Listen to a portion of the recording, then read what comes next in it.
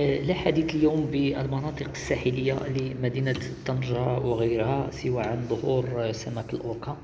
هذا السمك اللي أثار الكثير من الجدل بعد ما شهد بعض النشطاء فيديوهات لهذا النوع من السمك وهو كيتجول بالسواحل المحلية.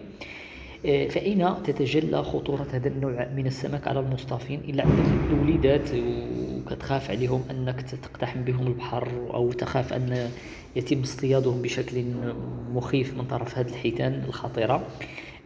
بالفعل يعني هذه الحيتان متواجدة بالمحيط الأطلسي والمحيط المتوسطي بكثافة.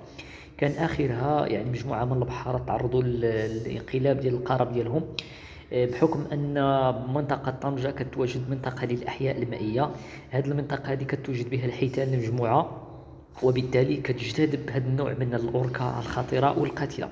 هذا النوع من الأسماك يعني رغم أن الكل كيأكد على أنها لا تشكل خطرا على المصطادين والمواطنين الذين لا يسبحون على بعد أمتار أو أميال وسط البحر، إلا أن الخطر قائم بالذات، لذلك يجب أخذ الحيطة والحذر.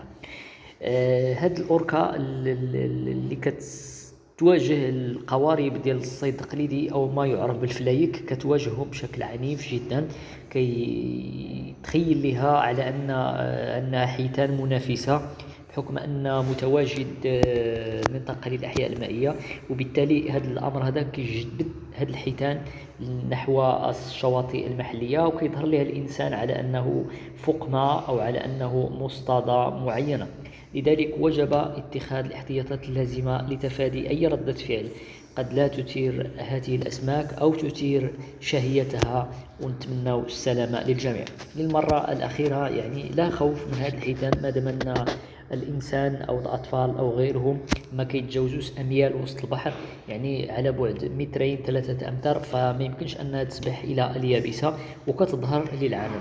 لكن السباحة لعرض البحر لعدة أميال كيعرض المصطادين للخطر.